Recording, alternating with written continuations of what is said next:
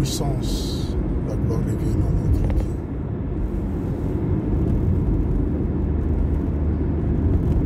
Comment remporter des victoires sans combattre?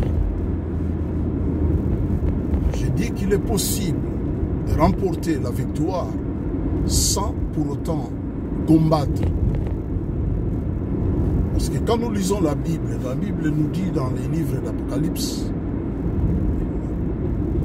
chapitre 12, le verset 11, il est écrit, ils l'ont vaincu à cause du sang de l'agneau, à cause des témoignages de leur bouche. Donc cela veut dire, il y a quelqu'un, l'agneau, qui a combattu à notre place et l'agneau a remporté des victoires. Plus de 2000 ans à la croix pour nous. À la croix, Christ a triomphé de l'ennemi. À la croix, Christ nous a justifiés. À la croix, Christ nous a sauvés. À la croix, Christ nous a bénis à la croix. Et à la croix, c'est là où le Seigneur a triomphé de l'ennemi. À jamais. À la croix. Tout a été accompli à la croix. Il va crier, il dit, tout est accompli. Donc, cela veut dire, j'ai fini ma mission et je l'ai accompli. Et vous n'avez qu'à accepter ce que j'ai accompli. Et ça prend vie dans votre vie. Quand on accepte ce que lui il a fait à la croix pour nous, et automatiquement ça prend vie. Parce que quand nous lisons la Bible, nous verrons qu'une seule fois par an, le souverain sacrificateur entre dans les lieux très saints, nous dit la Bible. Une seule fois par an. Jérusalem. Et il s'est présenté. Avant d'entrer dans les lieux très saints, on attachait son pied avec une corde. Et les pans de sa robe, il y avait des petites clochettes. Quand il rentre là-bas, si il n'était pas pur, il va rester là-bas. Avec cette corde, comme les hommes n'avaient pas droit d'entrer dans les lieux très saints, seuls les souverains sacrificateurs, parce que dans les lieux très saints, il y avait l'arche de l'alliance de l'Éternel.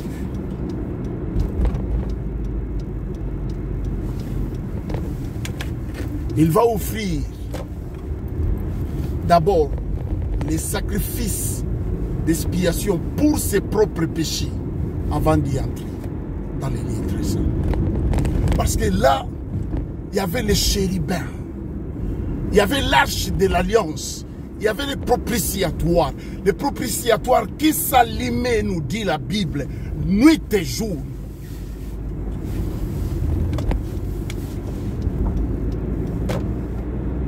C'était l'image à l'ombre des choses à venir.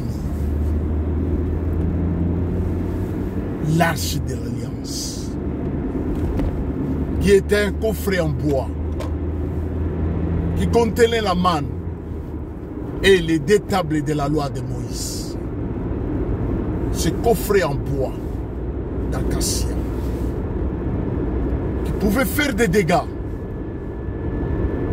C'est pourquoi le souverain sacrificateur, avant d'y entrer, il offrait d'abord les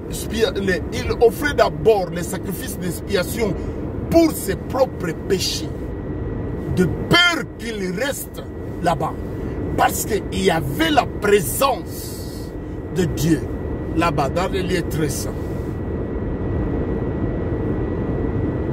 Préfiguration, l'image à l'ombre des choses à venir. Chaque juif allait, celui qui commettait les péchés, il allait, on égorgeait l'animal. C'était ça la formule dans les premières alliances. Dans cette première alliance, c'était ça la formule pour s'approcher de Dieu.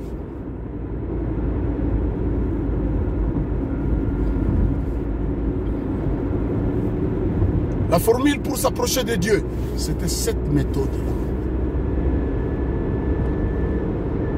Et on croyait à ça.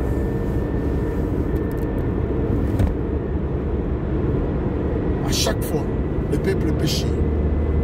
Il a mené le bélier, le beurre, et il imposait sa main sur la tête de l'animal. Et l'animal était égorgé.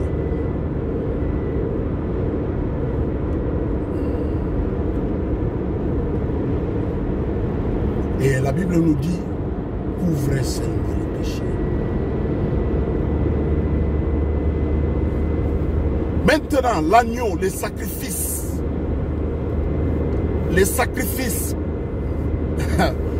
oh Dieu, les sacrifices que Dieu a approuvés.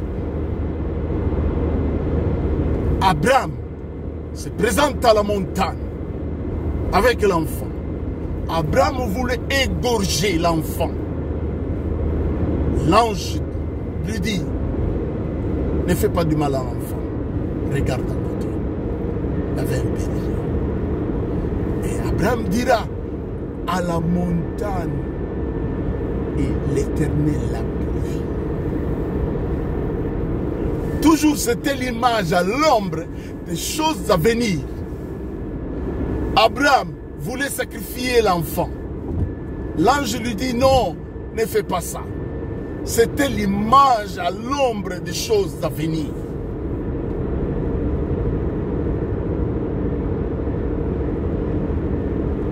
Et lui, il est venu.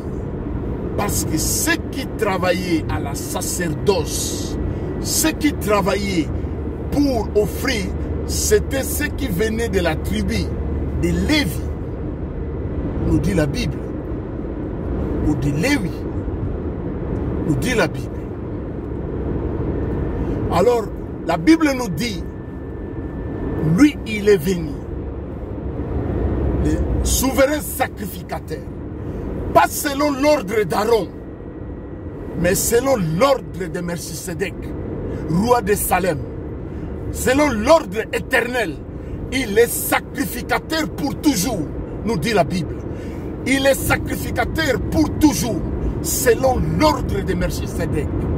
Voilà pourquoi il nous dit, il nous a fait royaume de sacrificateurs pour Dieu. Je suis sacrificateur pour Dieu. Tu es sacrificateur pour Dieu. Nous sommes des sacrificateurs, un royaume de sacrificateurs pour Dieu. Il n'y a pas seulement une classe. Il n'y a pas seulement un tribu. Il n'y a pas seulement un groupe d'hommes ou de femmes. Non. Mais un royaume de tous. À tous ceux qui l'ont reçu.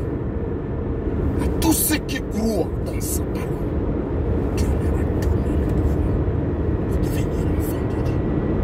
Et quand on est enfant de Dieu, nous bénéficions beaucoup de choses. Papa travaillait à l'hôpital Mamaïmo comme infirmier. À l'hôpital Mamaïmo, j'étais ayant droit. On allait là-bas, je prenais des soins gratuitement. Parce que papa travaillait à l'hôpital Mamaïmo. Ayant droit. En Christ Jésus, nous avons des droits. Parce que nous sommes enfants et co-héritiers avec Christ. Moi, je suis enfant de Dieu, co-héritier avec Christ. Mais j'ai des droits.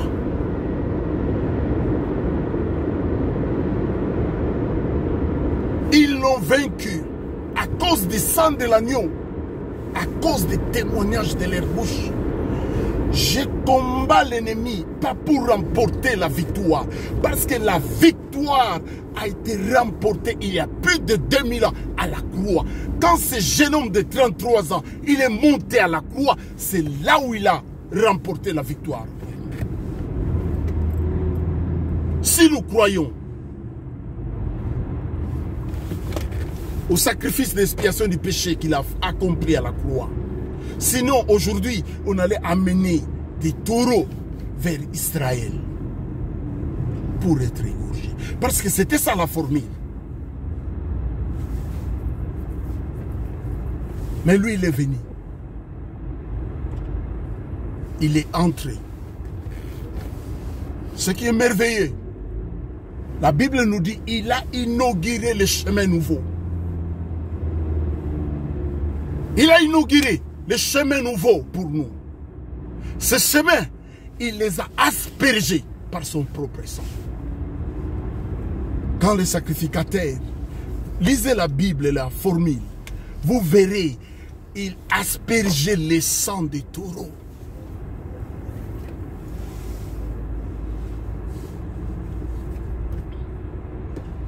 Mais lui, il est venu par son propre sang. Et Dieu a agréé les sacrifices des fils. Dieu a agréé les sacrifices. Voilà pourquoi, jusque maintenant, il est l'agneau de Dieu. Jean nous a présenté. Jean l'a introduit dans le monde.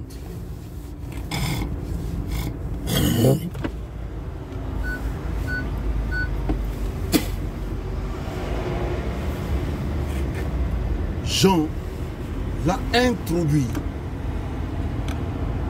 comme étant l'agneau de Dieu qui ôte le péché du monde.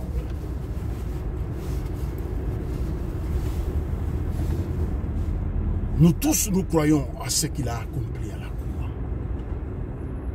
Et si nous croyons qu'il a été sacrifié pour nos péchés, nous devons croire aussi la victoire qu'il avait remportée à la croix. Et ça sera confusion aujourd'hui. Quand je regarde des hommes, je vis sur les réseaux sociaux dans une église, les gens avec des armes blanches, des machettes, des balais, ils combattaient l'ennemi. La Bible nous dit les armes que nous combattons, spirituelles, puissants. Prenez l'épée de l'esprit. Quand vous lisez, l'épée de l'esprit, c'est la parole. Quand l'ennemi vient, tu lui dis, il est écrit.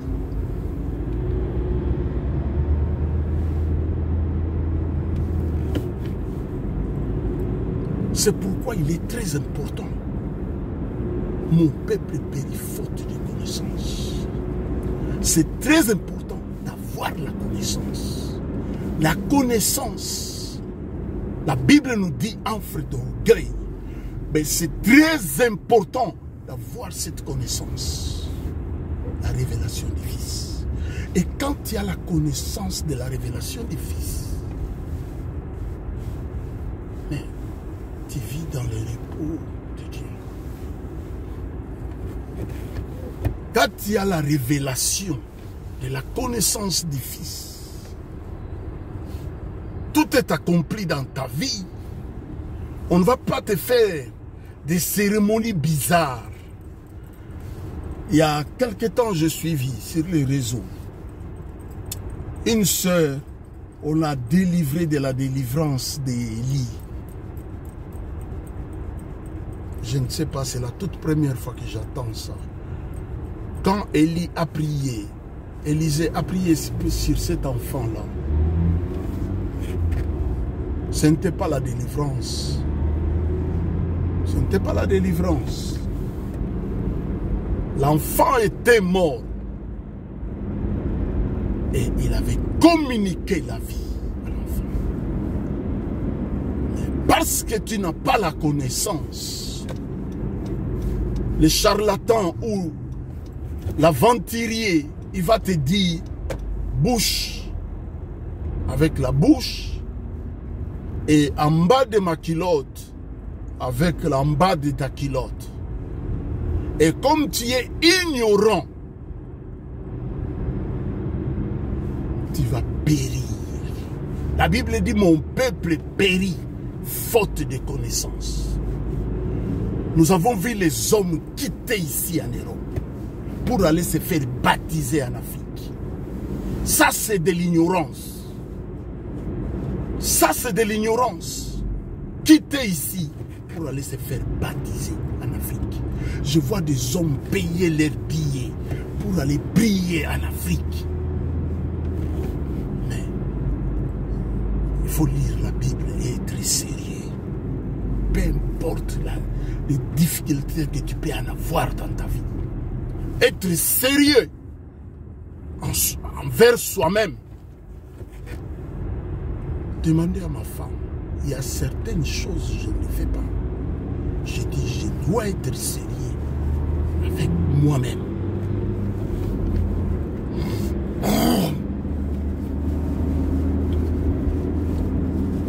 Sérieux avec moi-même. Tu quittes ici. Nous croyons en partie. Et nous voulons combattre de nous-mêmes pour remporter des victoires. C'est impossible. Si quelqu'un t'a dit ça c'est possible, il t'a menti. Voilà pourquoi je vis des hommes, je vis des femmes. Ils ont combattu, ils ont vécu dans la misère toute leur vie jusqu'à partir.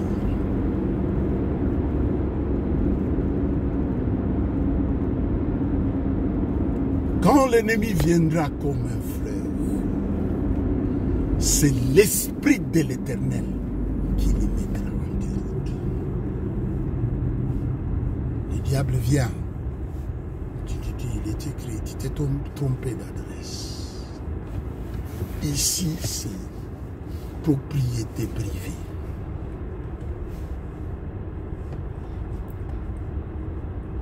Chez nous, c'est une propriété privée, là où nous vivons.